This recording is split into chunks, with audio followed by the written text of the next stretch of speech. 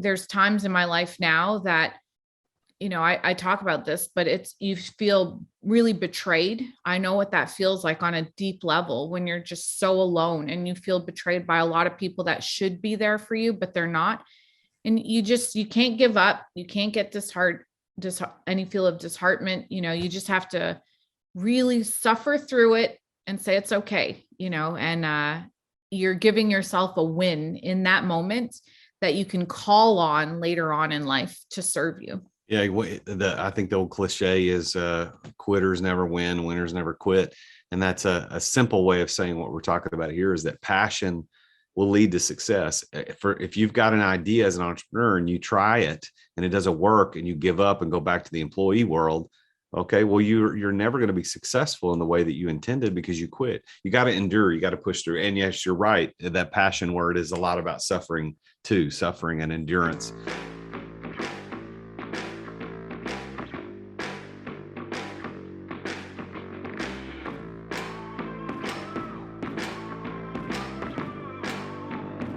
In today's ultra-competitive business world, being a successful entrepreneur or business owner can be very challenging. Fortunately, contemporary times have blessed us with resources for tackling those challenges and getting us to success more quickly than we could have imagined. Welcome to The Root of All Success with the real Jason Duncan, a podcast that explores how the world's most powerful entrepreneurs grow incredible companies. This podcast looks at the 5 keys to unlocking success as an entrepreneur. A successful educator turned entrepreneur, Jason's mission is to use his gifts of teaching and leadership to help others get the results they want out of life. Join Jason every week and learn the keys to grow a truly successful business. Welcome back to another episode of The Root of All Success. I am the real Jason Duncan. I'm coming to you live from you're not listening live, but I'm recording this in my home studio here in Gallatin, Tennessee, just north of Nashville. And if you ever come to Nashville, look me up. You can find me out on LinkedIn at The Real Jason Duncan or Instagram at The Real Jason Duncan. I'd love to connect with you. Thank you for listening. I don't know how you stumbled upon this show. If you know me, know somebody, or know my guests, however it happened, I'm just glad you're here. I love doing this show. It's a lot of fun. Today's the 3rd recording of the day for me, so I'm a little tired. It's been a long day, but today's guest really helped me push through because she has a great story. And I'm going to introduce her in just a minute. But before I do, I want to again say thank you for listening and subscribing. And if you haven't left a review, please go do that. You have no idea how much that helps podcasters like me. It gets us higher in the rankings so that other people can listen. It helps us get better sponsorships and it makes the show better. So thank you for being able to leave me a 5-star review. I'd appreciate that very, very much if you haven't done. Now, if you're not watching this, you can see me right here at my home studio in Gallatin, Tennessee. If you go to our YouTube channel, youtube.com/The Real Jason Duncan, and you can watch me and you can watch the guest today and you can watch all our guests. So let me introduce today's guest, Sabrina Lloyd. Sabrina is going to tell a story today about how she immigrated from Canada into the United States with the anticipation of going into the medical field, but a chance meeting changed her life trajectory forever. And she took that chance meeting and got involved in the insurance business and ended up killing it. Went to 3 different cities around the country and built multi-million-dollar agencies, and now is running her own agency with Lloyd Agency, Sabrina Lloyd, of course. And she is now an entrepreneur. She's an executive coach. She's a self-made millionaire, and she loves empowering women and equips them with the right tools and knowledge so that they can become leaders that they were meant to be. And you'll hear on the show, she talks a lot about leadership and how key that is. And as a leader herself, she's built her agency to be to be recognized in the Chicago Tribune for, I guess, 7 years? It's from 14 to 22, or 22 is not out yet, but 14 to 21, she's been recognized as one of the best places to work in Chicago. That's pretty amazing. So that speaks to her ability to lead and develop and make good culture. So her agency, Lloyd Agencies, is a premier agency as a member of the American Income Life family. And she focuses on a very broad client base, and they market themselves a little bit differently. But they're more lifestyle oriented, both in how they approach business and how they've developed their company culture. In the last 4 years, Lloyd Agency has surpassed agencies that have been around for decades, and she's pretty new at her own agency. And over that period of time, they've grown over 80% in revenue and have been doubling in size every single year. And projections indicate that they're going to have over 1,000 representatives in her agency by the end of the year. That's pretty amazing. And when she's not working, she enjoys traveling, reading, and her car collection, which you're going to hear me asking about her cars today because I'm a car guy and I want to hear what she's got. So please join me in welcoming today's guest, Sabrina Lloyd. Hey, Sabrina, welcome to the show. I'm so glad that you're here. Glad to be here. Thanks for having me.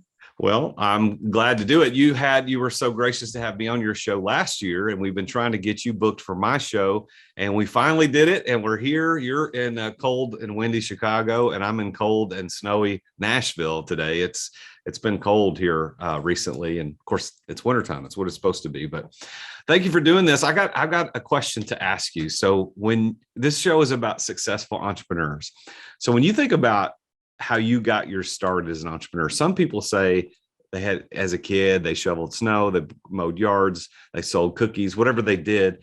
And then it translated later into entrepreneurship. But then other people say, well, I didn't get into entrepreneurship until I was an adult. So when was your beginning as an entrepreneur? I think this sounds very strange, but I was trained to be a servant. And I think this is what entrepreneurship is, right? Trained to learn how to serve others, trained to learn how to just really think about the customer instead of thinking about ourselves. And I think it's a misnomer for a lot of people that are getting into entrepreneurship today that you think, well, I'm going to do this because I want to be my own boss and I want to make my own money and I want to be in control. But as a little girl, I was raised by a very tough father and he was a worker. So I was raised seeing a man work 3 shifts and he wanted more, so he had to work more. But what that did was it planted a seed inside of me. And then what we had to do is when my father was working, we had to work, we had to produce, we had to mow the lawn, and I'm a girl, right? So we didn't have brothers. So we had to wash the cars, we had to mow the lawns, we had to do the dishes, we had to do all these things. And it was unacceptable to my father for us to be resting and not contributing. And so when I look back in my journey, I would have never made it in entrepreneurship if I didn't have this incredible work ethic and the ability to serve. And that was like really deeply planted inside of me from my parents, and both of my mom and my dad just really hustling in the sense of outworking everyone. And I'm very grateful for that. And I always encourage people to know that being an entrepreneur is a gift. It's a blessing, but it cannot be just about you, because the moment it gets hard and you don't have that serving mentality, you will escape, because it's really about your feelings and your emotions. And, this is so huge for people to get. If you can develop this ahead of time, if you have an idea, you've got to back up your idea with work ethic to be able to execute on your idea, because so many people have ideas, but you're just not going to make it through those like slumps and those dips if you don't have that work ethic to persist and push out of them. So you had originally wanted to go into the medical field, which is not technically entrepreneurial, although there are medical professionals who are also entrepreneurs, but most are not. So what was it? I would imagine that hard work, that ethic that you had, and the servant's heart that you just indicated in your answer, was that why you wanted to go into the medical field, or was there another reason?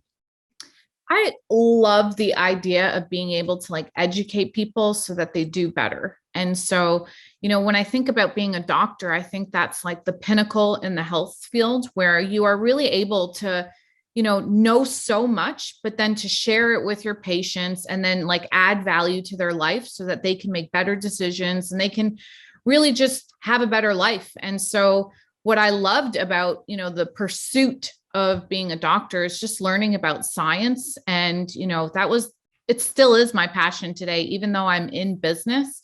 I approach it very scientifically, but I also make sure that I understand that business is also an art. It's not just data and doing things a certain way. And so it's that balance. And if you think about, like, my parents were both from the healthcare field, so that was like naturally impressed upon me. But I think I wanted to be what was like the best in the healthcare field. And that was a doctor. They always had the most influence. And it's funny because giving birth, I quickly saw like how a doctor is versus a nurse and the staffing. The nurse does all the hard work, right? Does all of the labor.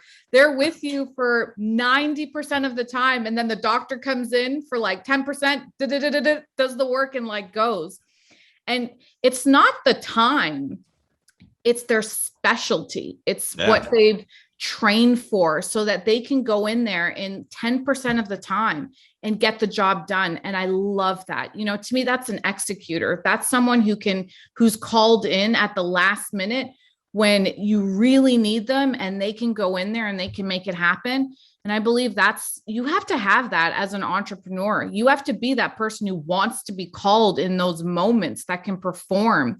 And I think when people are learning entrepreneurship, that's the skill. That's what you're trying to like really carve out in your personality. So never get discouraged when you're going through hard times, because they're coming. Yes. They're coming for you. But it's just like a doctor training, those sleepless nights. Why do you have to train 48 hours with no rest, then take an exam? Because when an emergency is happening, you have to be able to perform. It's someone's life on the line. And, if you look at your business, it's the same way. If in those like emergency moments, you retreat, you retract, you drop the ball, it'll cost you everything you worked so very hard for. You are going to go into the medical field, but as I talked about in the intro, you had a chance meeting with somebody that changed everything. Talk me through that. I want, like, don't leave out any details. I want to hear the story. What happened? How did that happen? I always say that it's so important, the associations we make in our life. And this is why, whatever you're doing, if you are a hairdresser, if you are even a cleaner, if you are running your own business, whatever, if you're a teacher, have an entrepreneurial spirit about you so that you are really great and you're paid very well for it. And let me explain why. Because when I had to move to the States, and this was like life's, shifts that it creates for you. So I left Canada, where I grew up my whole entire life. I came to the US, and I obviously wanted to find a job, and we always move to what's familiar first, right? So I interviewed for some hospital jobs, and then I used to work in a bank as I was paying my way through university. So I seeked out some bank jobs, and the money that they were offering, I was like, wait, I have to buy furniture. I have to start my life if I go at this rate, that what they're willing to pay me, I'll have a bed in like 5 years. There's no way I can get ahead this way. So I had an association with sales. So by chance, I just took a chance and put my resume out in a sales category. And I knew I had a cousin who was in sales, and she did tremendous. Like, she did very well, always had a lot of money. She was married to someone who was in sales too. They had lots of money. So I associated sales with money. Then I had an uncle who was an entrepreneur, and he was the wealthiest person in our family. So I already had these like inklings to associate it with good. And so when I got the call to do these interviews for a sales position, and they went and showed how much money I can make. And whenever you're interviewing for a sales position, they always like talk about it like best case scenario. Yes. And nobody knows that at the time. Salesmen are salespeople. They're selling you. Sure. So, I interviewed for hospital jobs and bank jobs, and they were saying like at that time it was like $11 an hour or $12 an hour, which was high to them. And I was like, what are you even saying right now?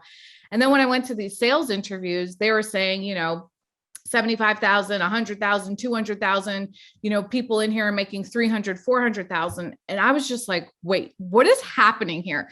As long as this is legal and ethical, sign me up, That's right. And so it was really interesting, because the whole interview process was so strange. And, what I try to bring to sales that I think a lot of people don't is I try to let people that have never been in sales know that I was never in sales. I'm not supposed to be in sales. I had to like relearn and recreate myself to flourish here, But if I didn't have those positive associations with sales, then I would be starting with a handicap. And this is why talking to negative people or people that are not doing so well is dangerous, because they can taint your view on something that has nothing to do with that thing. It's them, not the opportunity, right? Yeah. And so thank goodness I had a good impression about sales and entrepreneurship ahead of time. So I wasn't afraid to do the work. Even if I wasn't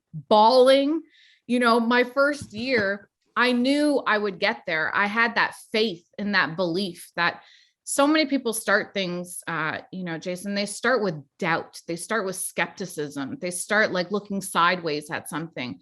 And that's really why they never make it. And it's really, if you tell them that, they can't even receive the message because they're such a skeptic. They're such a doubter of their own success. So you put your resume out there, and did American Income Life reach out to you and say, hey, we want you to come in for an interview? Is that how that worked? Yeah, exactly. And, when they called me, I'm such an over preparer, right? So I didn't know anything about recruiting. Now I know like so much about how recruiting works and how, like, what's going on behind the scenes. But at that time I was, just so concerned about, okay, why did they get my resume? What company is this? I have to look up this company. I have to over prepare for the interview. Can I just say, thank goodness, this was 2005. The internet in 2005 is not the internet of 2022, right? No, it is not. So thank goodness there wasn't like everyone and their mother complaining about the opportunity, because when you go and read things, it's not the people that are doing well that post, this is how great this opportunity is. It's always the complainers. And so thank goodness I didn't have to like fight over that, because with our company, like we do very, very well. And I don't know where that would have taken me also. So I think, just them calling me, I was really inquisitive, like, okay, how do I prepare for the interview? Why me? Why are you calling me? What on my interview did you see that made me be a potential match? And the truth is about entrepreneurship and sales is that the match is your attitude. If you have the right attitude, it doesn't matter where you're coming from. You can come from such a strange background, but if you have the right attitude and the right thinking and a great work ethic, you will excel. There's no doubt about it. So what year did that happen when you put your resume out there and they called you in? That was 2005. 05. So you got 05. So we're talking about 17 years ago. You had just immigrated into the United States from Canada. You wanted to be in the medical field, maybe go back to the bank, but you're like, that's not going to make enough money. You'd heard sales is going to work it.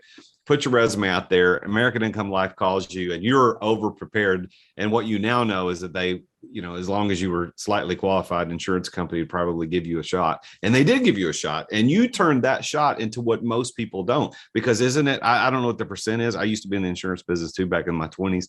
But isn't it like 90 something % of people who come in as an agent, like flame out in the first year or so? So you didn't only beat the odds, but you beat the odds with lots of zeros on the end, because you've been extremely successful and built your own agency in 2 or 3 different cities. You've killed it.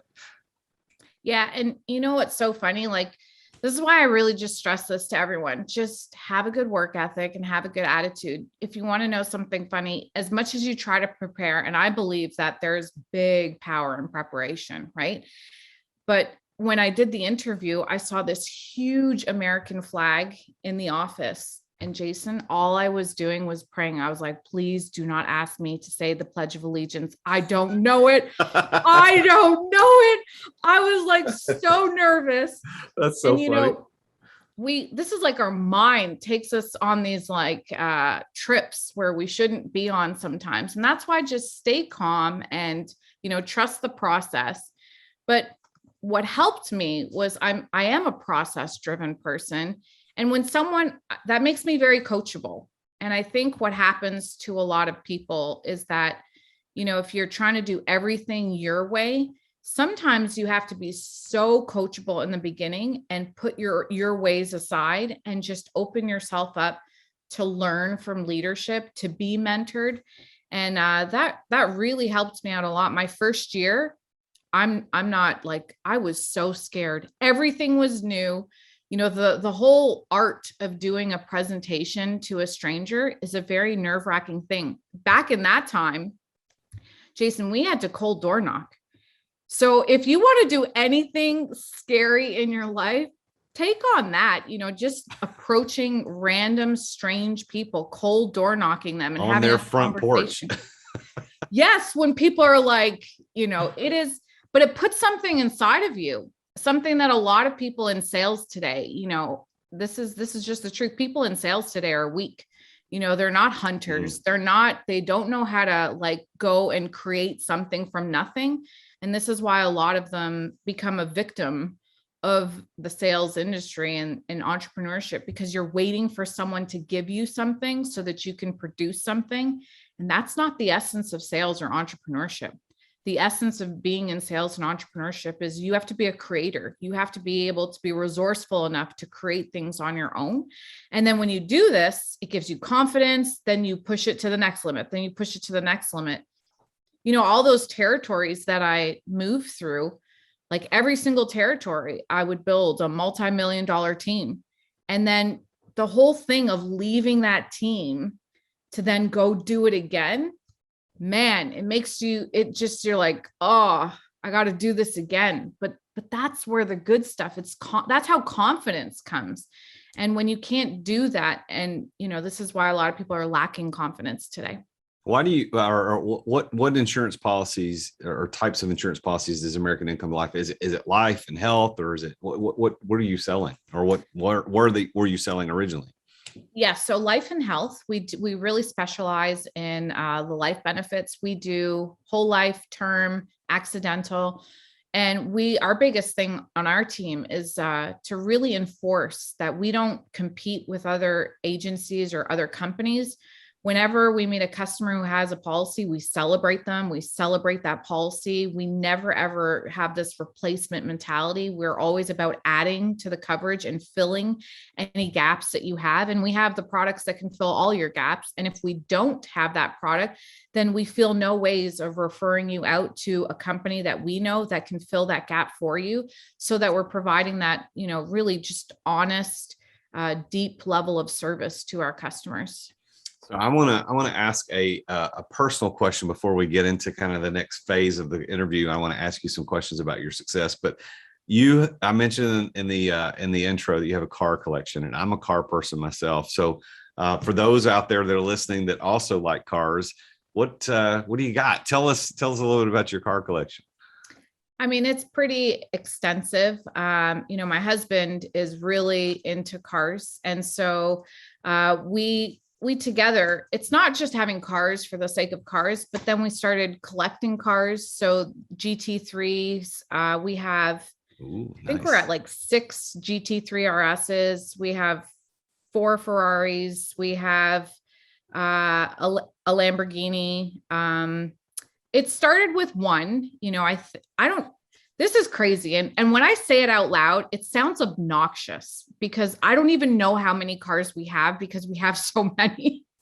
So, but I'll tell you this, like the cars that we do have increase in value. So they're not like vain cars that you're driving around and they're depreciating. Our cars will go up in value. And if we transfer them to our children, then they will be sitting on some very rare cars that will pay them very well. So yeah. It's nice.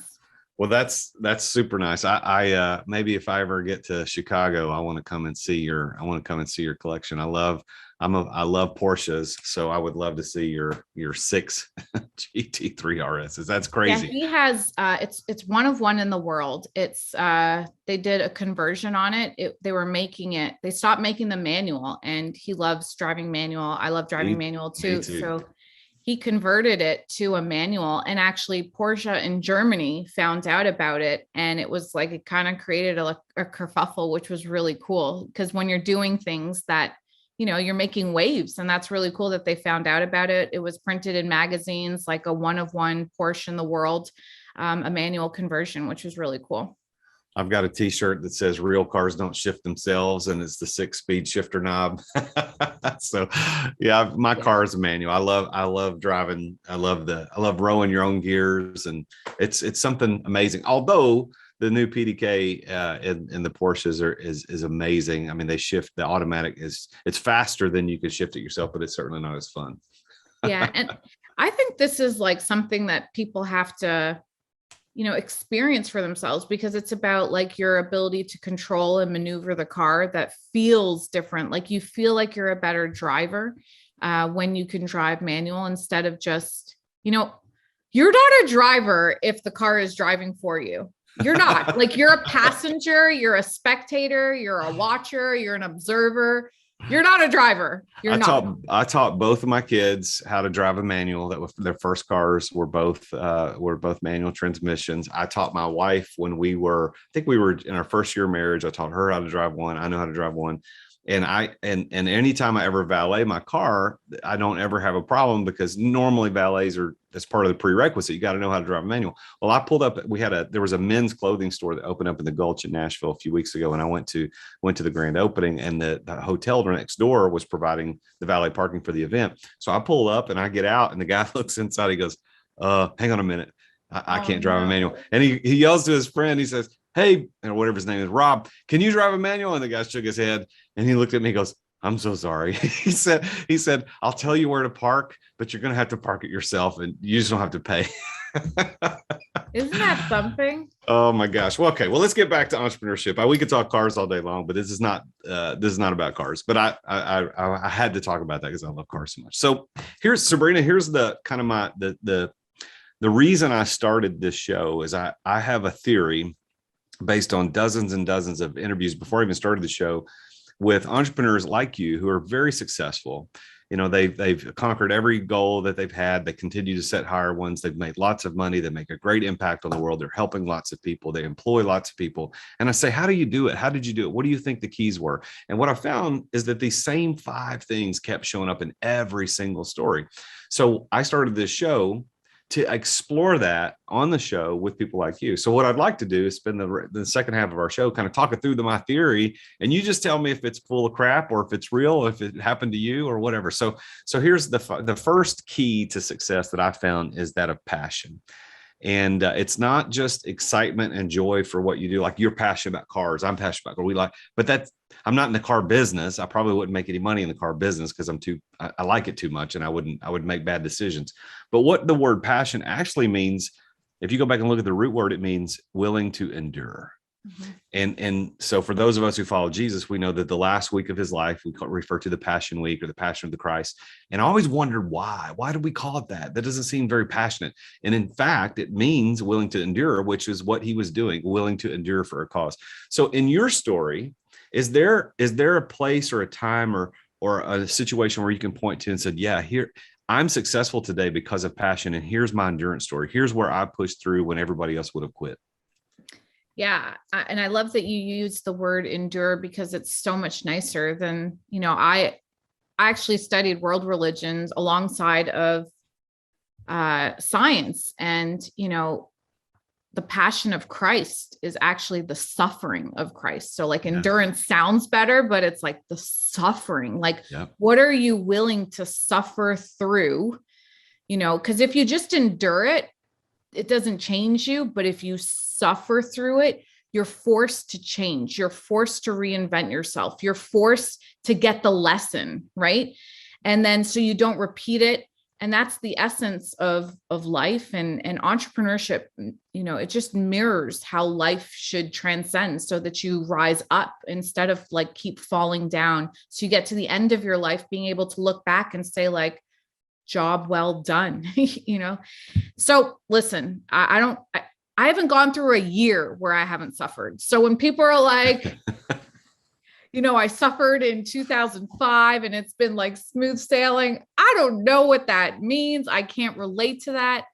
My whole career has been a lot of suffering, but this is why I've been able to be, so proud of the journey. One of the biggest times that I can say it was 2009, 2010. This is when I was in New York and I felt like my world was, just crushing on me. And it was a really, really hard thing. And I think a lot of people feel this, from COVID, from 2020, like these major shifts that a lot of people are making. And all that I know is that if you just keep going, if you can just persist through, you say that word endure, it's so powerful because it's the hardest thing to do. The easiest thing to do is to stop and quit. And that's why so many people never really tap into what they're really capable of doing.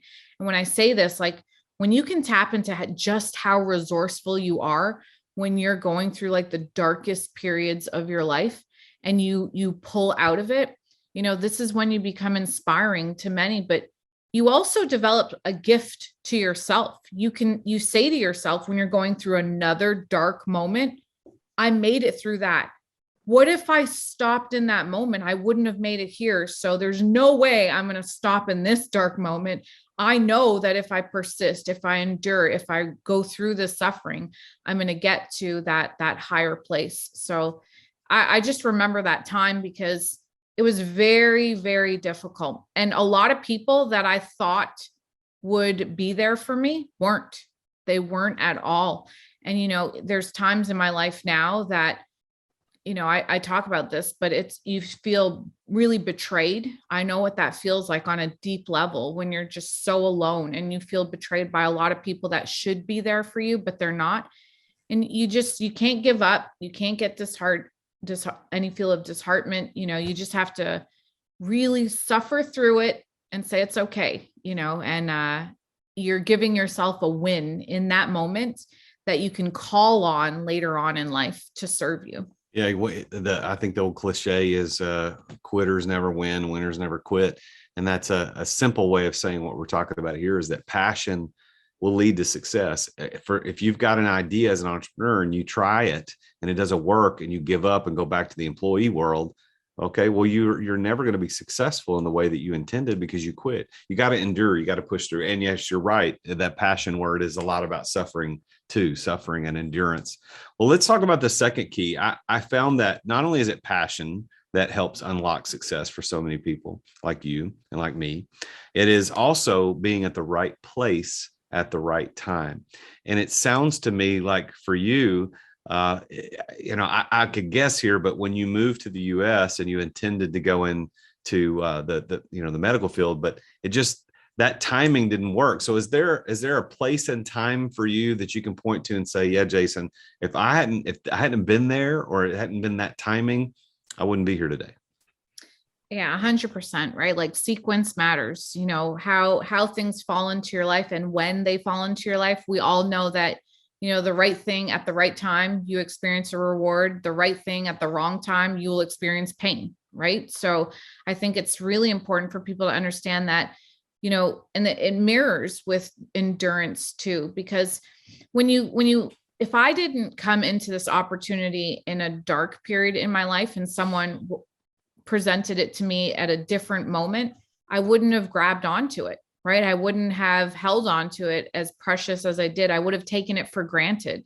So I think when we're talking about timing, it's so incredibly important for people to put yourself in the right frame of mind. And I do my best to teach this to the team also, always have a beginning day one mentality, because that's where you get the most out of everything. And what happens with time for a lot of people, we get complacent, we get jaded, we lose appreciation for things. But if you have a day one mentality and you're always in this mindset of everything is working for me, everything is for my benefit, you have that hunger. When you start something, nothing matters, right? The beginning of a relationship, they can do no wrong, right?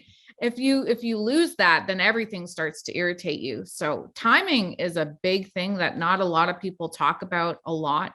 And at the end of the day, we can control how we view that timing. I can be in my career for 17 years and still outdo people that are starting if I still have that mentality. And then I have my experience plus my hunger. I mean, how can you beat me? I love the confidence. Well, let's talk about the third key. The third key to success is knowing the right people. And you mentioned You mentioned in your story, when we were talking about your story, that you had an uncle who was the only person, I think you said, who was an entrepreneur in your life. Was he influential at all in you attempting the entrepreneurship, or maybe not? Was there someone else in your life that, had you not met that person, or that person had influenced you, you wouldn't be successful today? So he for sure was. And we were talking about cars, right? And a lot of people in today's society, it's kind of like, it's such an offensive spirit that everyone has. And I feel like it's not right. Like, get rid of that spirit. And people see people with a lot of money and nice things. It's like almost a jealousy that people have. Mm-hmm. So this uncle, he did real estate in New York, and he always had the nicest cars. He had the car before anyone else could get that car or buy it or have access to it.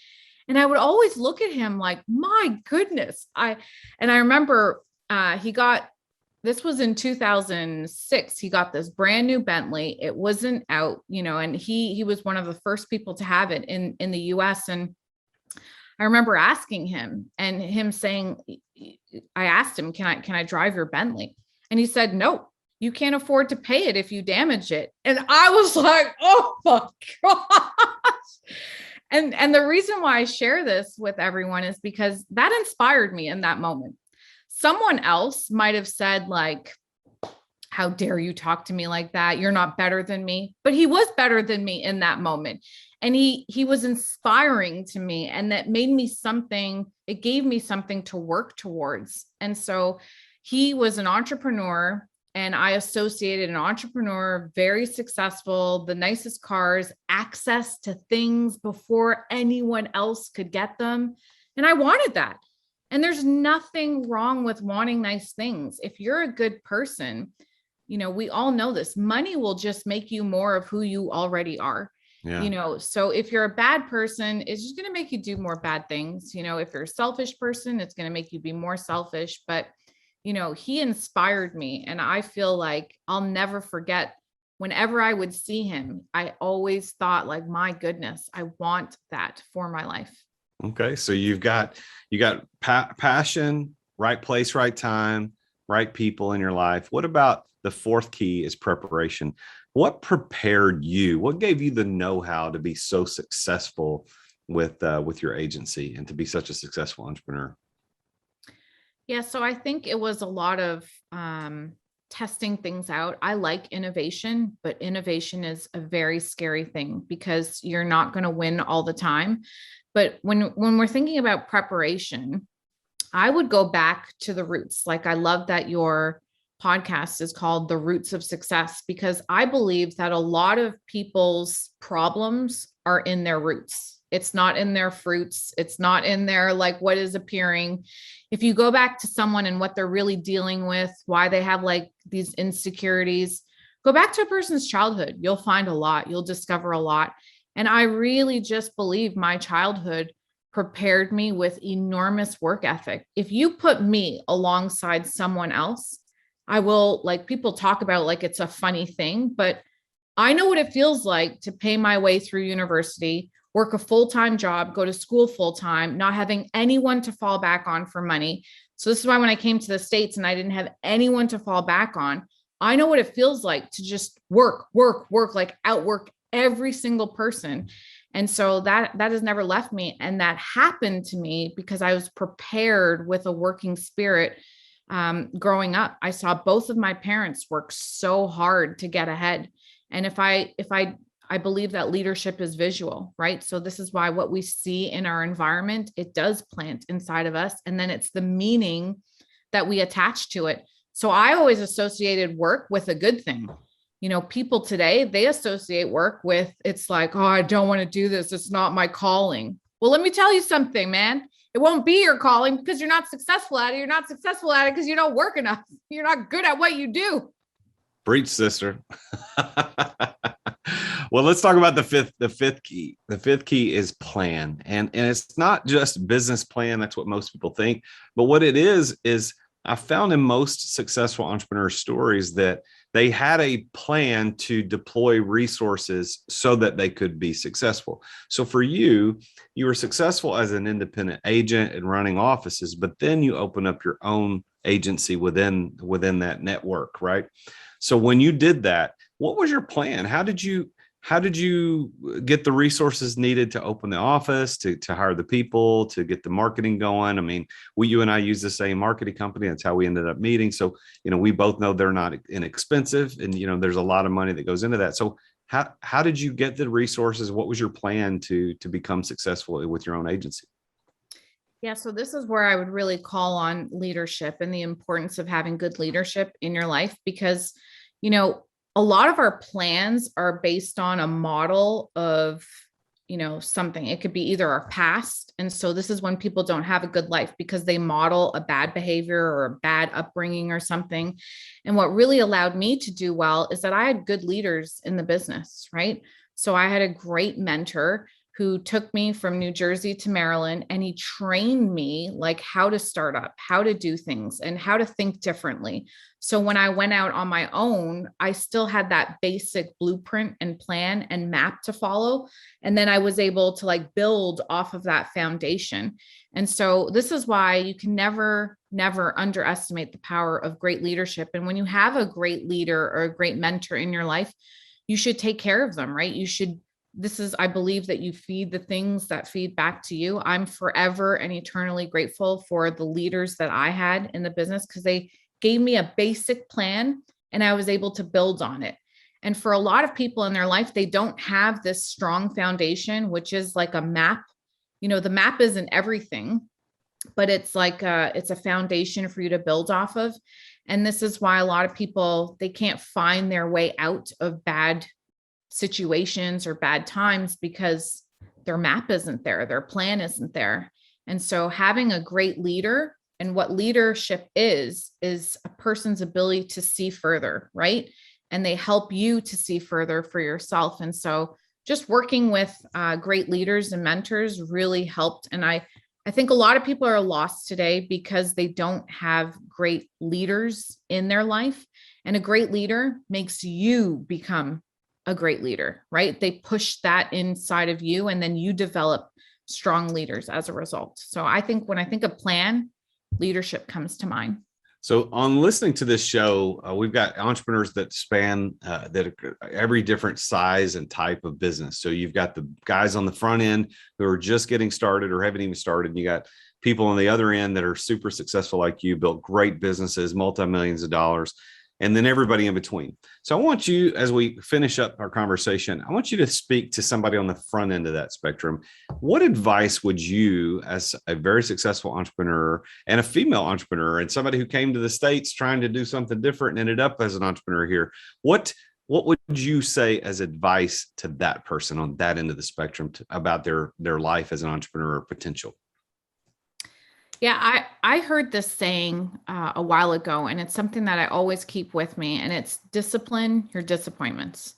And I think it's really powerful, because whenever you're starting something new, you are going to be met with the most challenges. Like everything is new to you. You're putting yourself in an arena where you will feel overwhelmed. And so what it means to discipline your disappointments is that you don't take things personally, you ride through them, and then in those beginning phases, what you have to do is you have to have enormous amounts of faith and trust, right? You have to trust a process. You have to trust your leadership.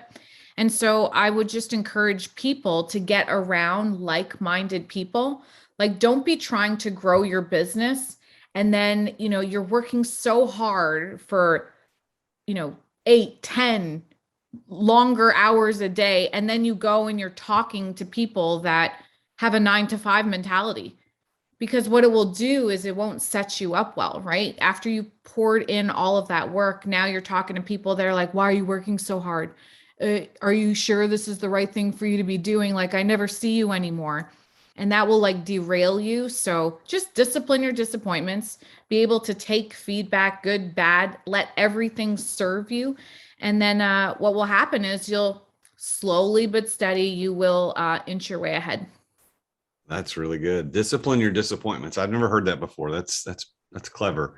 Well, I know that there are going to be people listening to this show that say, okay, that lady's impressive. I want to reach out. I want to connect with her on socials, or I want to reach out to her to do business. How would you recommend people reach out if they wanted to get in touch with you? Yeah, I think Instagram is like the new business card, right? So I am Sabrina Lloyd. I'm on Facebook too. I do a standalone podcast where I just teach people how to go from ordinary to extraordinary by just being a leader of your life. It has nothing to do with being alone, but it has everything to do with taking what happens to you and then you creating the life that you want to live. And yeah, that's pretty much it. I think that I think there's a big calling for leadership.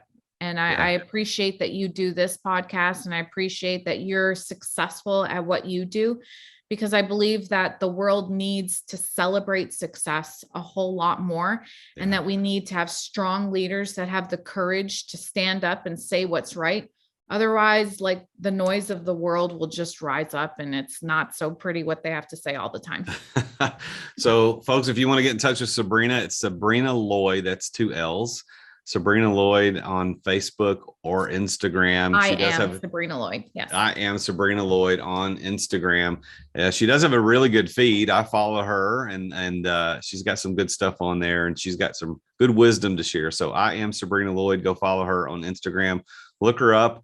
And as Lloyd Agencies, is that something that anybody who's in need of insurance could reach out to you? What would you want to say, a pitch on that?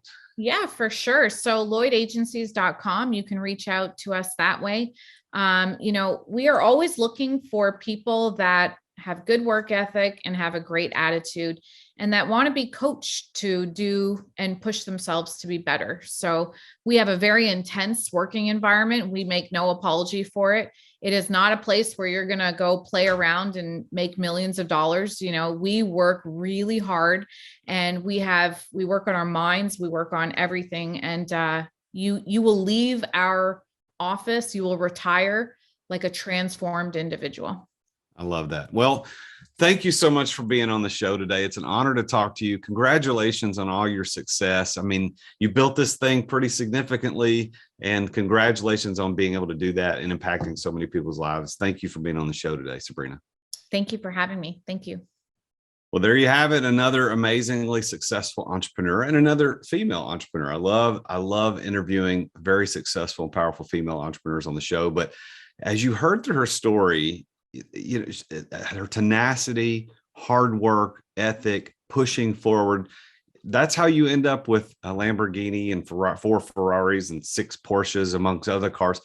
And again, that may not be your thing, but what do you want to accomplish? And it's not going to be accomplished through laziness. And Sabrina illustrates that if you work hard, you work smart, you surround yourself with the right people, you can be successful. And we went through those 5 keys. You can see how she took those keys and started preaching on them. She knows what it's about. And I appreciate that about her, to share her perspective. So thank you to Sabrina again for being on the show. Now, one of the things I want to do before we sign off today is invite you to become a member of the Successful Entrepreneur family. The Successful Entrepreneur online learning community is only $55 a month to join, and you get access to me and other guests and entrepreneur masters that I bring in to coach you on a weekly basis every single month. So for example, I do 2 open coaching calls every single month. It's open questions and answers called Ask Jason Live. You get that, plus you get a success lecture I do live once a month on some topic related to leadership or entrepreneurship or sales or financial literacy. And then I'll do a couple of Entrepreneur Masters series every month, where those are 90-minute episodes where I bring in an outside guest and we do a deep dive into their specialty, what they are good at, what they know how to do. So for instance, I've done ones on how to create mailbox money through an online business. I've talked about how to increase your sales without spending any overhead money, increasing sales without spending any extra overhead. That's pretty good. We talked about how to get $1 million in unsecured line of credit for your business, all on the Entrepreneur Master Series, which you would get access to 2 of those, 2 open coaching calls every month, plus a success lecture every single month, and access to live events that I do around the country for $55 a month. I mean, come on, people. What are you wasting $55 on that you could be investing in yourself? It's one of the greatest dollar for dollar coaching decisions that you'll ever make. So go to therealjasonduncan.com/TSE, as in that stands for The Successful Entrepreneur. So therealjasonduncan.com/TSE, sign up today, get it done. Let's get you in there, and I will see you on the next session that I do for the TSE members. All right. Tune in again next week when I study and talk with yet another amazingly successful entrepreneur about his or her journey to success. Until then, I'm the real Jason Duncan, and Jesus is King. Thank you for listening to another edition of The Root of All Success with the real Jason Duncan. If you've enjoyed this week's episode, we invite you to visit therootofallsuccess.com to access the show notes and other helpful resources. Take charge of your business. Grow it from great to incredible. Join us again next time here on The Root of All Success.